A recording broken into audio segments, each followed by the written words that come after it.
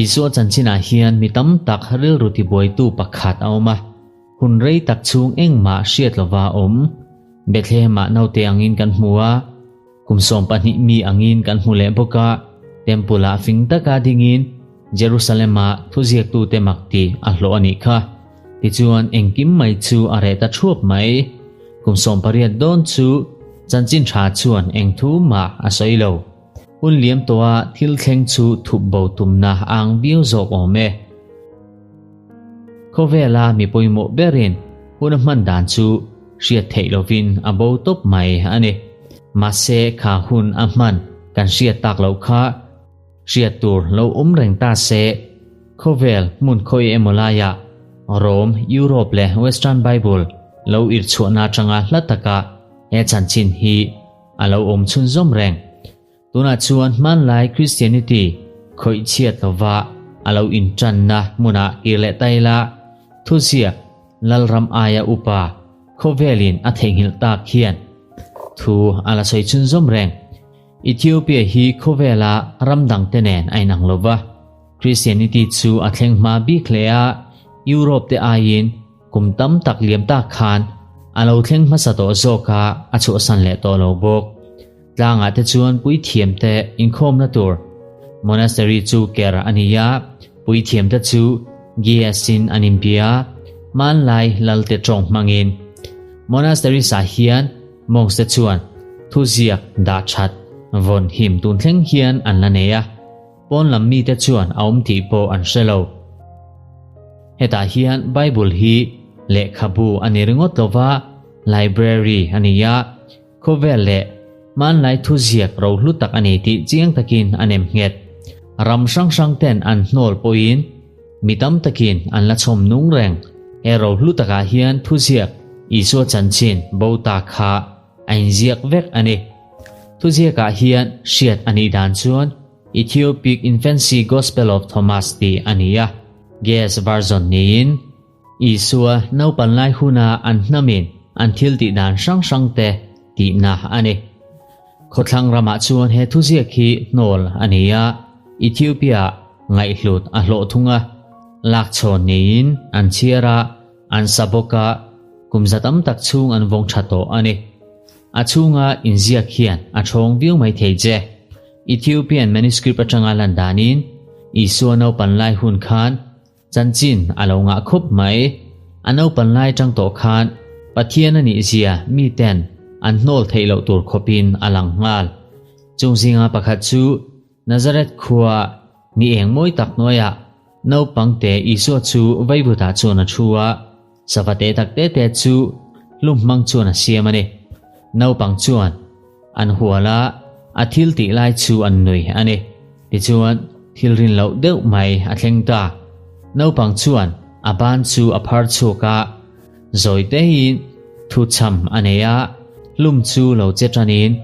chongzong te takte te chuan an thla chu te chein an lo nunga ti chuan thok lain vanlama chuan an thlok chowa an ram chona sa hle bok no pang rual chuan thlirin mak an ti tak zet ani chen khat an raka leya te han ruwa ma se isu eroin limsangin a thlir liam thunga thil thleng pa ngai ang mai na enani a thil siam te pon zo na zo tovin an ti tur an ti ve ngal bok he thil thleng ropui le makhi Ethiopic Infancy Gospel Traditiona voin thleng hian von thatin ala reng tin heilo po hi mi hib le deuh chu isua zirna ina akal tumin ania zirtir tu zachaves chuan horop zirtir atuma mase isuan Khovela zirtir tu te zongzong ayin alo hretam to zok ve ani Ethiopia thuziaka chuan tiang hian ain ziak zirtir tu chuan Aleph thumal shil ahan tum chuan isu chuan thil engkim mai chu alo hrit le zoka zirtir tu chuan no pangin scholars te pon an hriat lo engkim a hrevek mai chu hriathiam harsa ati hle ani chu chanchin in ziaka chuan zacheves chuan eno pang hi mishing anilo mishing damlai hetiang hian an fing theilo ti in a sei chuak hiala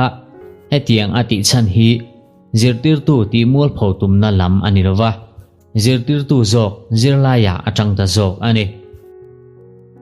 Ethiopia traditiona chuan he hian min shetir chu isofin na hi zirthiam na nilovin ama ni na zok ani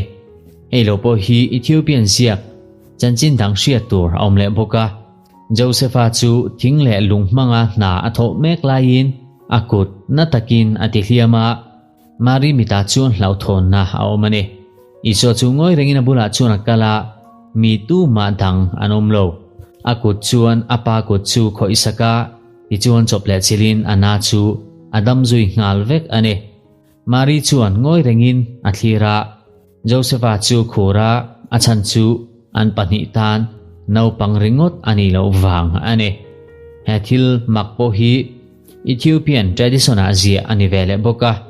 uliam to a thil thleng hlutak khovel mi dang ten an shit velo chu ane Ethiopian Christianity chuan helo po hi isuan nun masalam chin chia an la neya abik takin an chung koin Egypt rama hun an man lai vel kha chunglam thil ti theina chuan aveng hima la om aumin an bova ramsa la om takte po an bula chuan an zaidama rugru te pon an tlan chi sana kong ain honga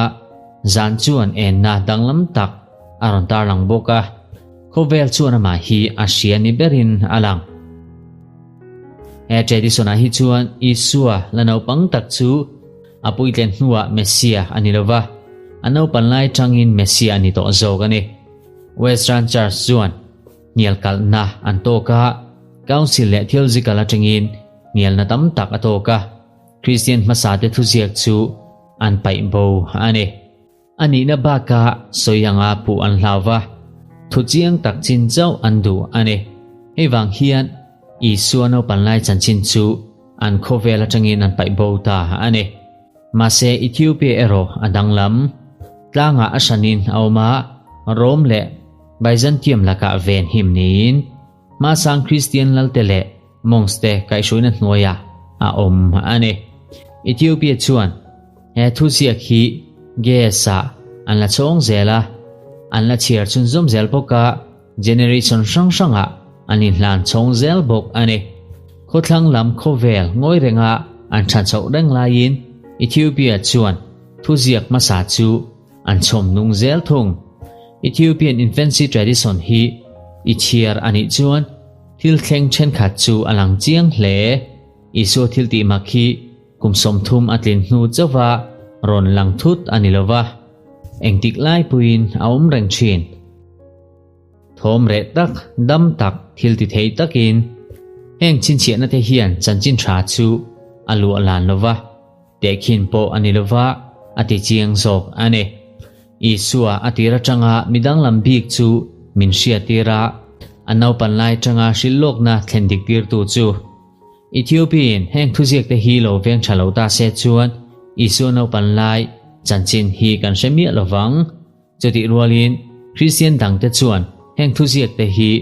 bovek ma se poiti na an nei lo ane Ethiopia Bible hian engjia nge min sia tir tak min sia tir ni ta chu isuano panlai huna thil mak te kha abo lo ani ti hi ane isua min chandam tu hi anau panlai tang to rengin mi big ani ti min sia tira tin thudik tak hi mi chen khatin an lo von him that awangin kan sia thei pha bok ani ole kha kha Ethiopia Bible isono panlai huna thil thleng chen khat atar lan kan soi thei ta chunia heng lo po hi thil dang dam tak po sia tur om tho ome amaro chu khati zong kha tun tum video a Ethiopia Bible isono panlai chanchin thil thleng chen khat atar lan thei ta chu ani ye